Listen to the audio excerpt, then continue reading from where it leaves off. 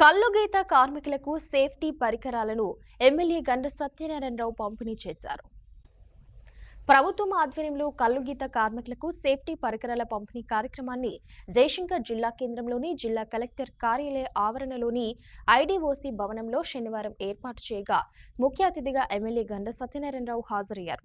ఈ సందర్భంగా 100 మంది గౌడన్నలకు అడిషనల్ కలెక్టర్తో కలిసి పంపిణీ చేశారు. ఈ సందర్భంగా ఎమ్మెల్యే మాట్లాడుతూ తాటి చెట్టు ఎక్కి కల్లు గీసే సమయంలో గీతా కార్మికులు అనేక ప్రమాదాలకు గురయ్యారని గుర్తు చేశారు. దీన్ని గ్రహించిన ప్రభుత్వం గౌడన్నల సేఫ్టీ కోసం ఆలోచించి పరికరాల పంపిణీ కార్యక్రమాన్ని ఏర్పాటు చేసిందన్నారు. ఈ కార్యక్రమంలో ఎక్సైజ్ అధికారులు పాల్గొన్నారు. ఈ రోజు కూడా జిల్లా కలెక్టర్ కార్యాలయంలో గౌడ కులస్తులు వర్షం పడి కల్లు మీద ఆధారపడి గీసుకునేటువంటి కార్మికులు ఎవరైతే ఉన్నారో జారి అడ్డంబడి నడుములు పోయి కాళ్ళు ఇరిగి మరి ప్రాణాలు కోల్పోయినటువంటి వ్యక్తులు వందలాది వేలాది సంఖ్యలో ఉన్నారు.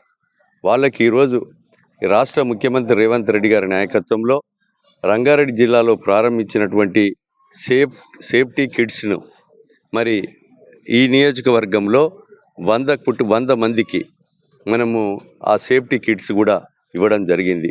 సేఫ్టీ కిట్స్ వల్ల ప్రాణ నష్టం జరగది, ఎలాంటి అపాయం జరగకుండా ఉండటానికి ప్రభుత్వం ఉచితంగా సేఫ్టీ కిట్స్ను అందించడం జరుగుతూ ఉంది.